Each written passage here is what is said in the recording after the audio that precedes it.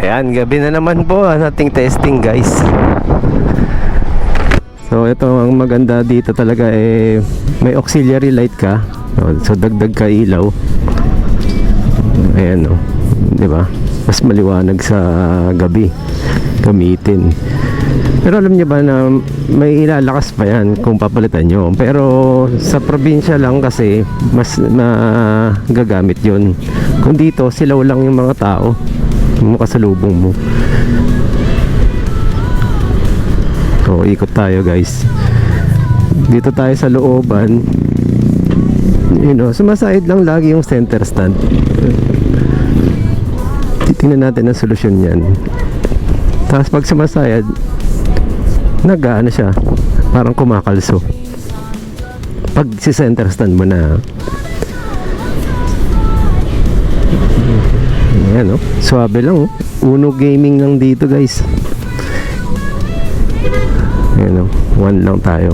Ang maganda dito yung yung hindi mo na kailangan tanggalin yung brake sensor. Ang galing, kasi yung brake sensor niya rin, nag-aano siya, hindi siya bababa. Meron siyang assist dun sa paahon. Para siyang naglalak.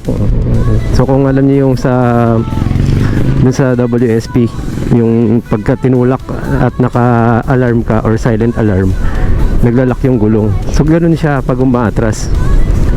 May atras mo siya dahan-dahan pero mabagal. Pero parang pumipigil yung kanyang motor hub. Yan, kaya ganun yung niya, features niya. Parang ayaw magbigay ng kalsada na. Okay, so ayan. Kung mapapansin nyo, napakadaming humps dito, Ayan. Kaya po ako nagtaas ng shocks noon. So ito, kung dadagdagan mo lang ng konting-konti sa shocks, kahit lifter na lang, medyo masasatisfy ka na sa nito, takbuhan talaga nang walang abala, wala kang naririnig na kasi gusto mo dito yung e-bike talaga na walang tunog, ayun, ako kung naririnig sa video, kasi naka-mic tayo. So yung natin, goal natin dati, yung sa WSP kasi may squeaky, may lumalagotok. So dito wala kang naririnig talaga. Ayun, so ikot muna tayo, mamaya ulit, guys. Thank you. Okay, General Lewis naman tayo, Lubak Gaming, guys. Pero papakita natin, dito lang tayo, guys, malapit lang, kaya tayo naka short lang. Kasi short ride. Diba? Yan natin ang kalsada ngayon dito. Okay, lalagpasan natin yung SB Road or yung yung Kaligayaan ba tawag doon? Katipunan. Yan. Tunog na tunog yung center stand.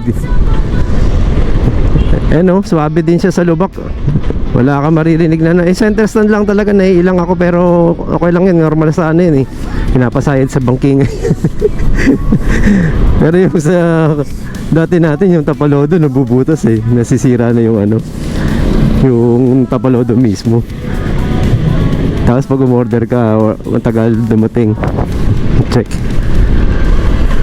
waswas muna tayo.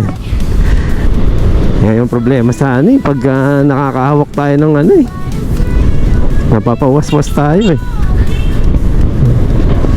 di ba? Ayan, nangyari mo, kaya mukhang nalalabuan ako sa ilaw. Nagdag tayo. Wala, panis ang mga ahon. Ano ba tayo? Hindi. Kaya.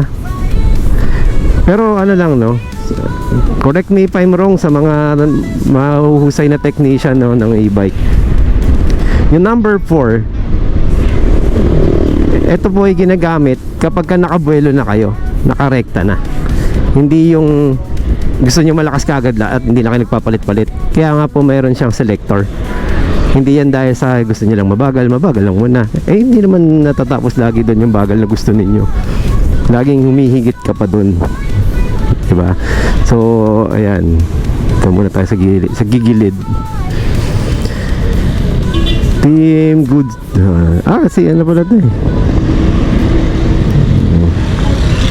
Teka.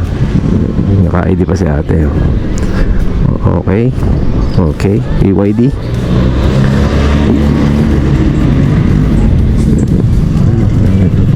Ayan. Ano tayo? Hindi ko alam kung ilang minuto natin kinukuha yung biyahe natin papunta lang dun sa ano. Bali, crossing tayo ng Caloocan na. Caloocan na din yung area na yon. Pero General Luis pa rin ang daan. Kasi ano to eh, boundary ba. Sa bali, ang General Luis nga po pala eh, mahaba to. May Quezon City, Caloocan at Valenzuela na. No, yun na yun. Dito rin po kasi ang daan ng papuntang May Kawayan, Bulacan. Kaliwayan naman yata ito. Kinakain pa yung buong linya. Hindi. Okay. Forgiven. Ayan, let's go. Ayan.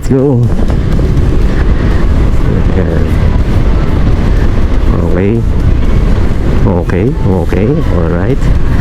Ayan, puro lubak. Tignan nyo. Wala kayong naririnig na ano. So sa mga naka-Voltaris Pro na ano,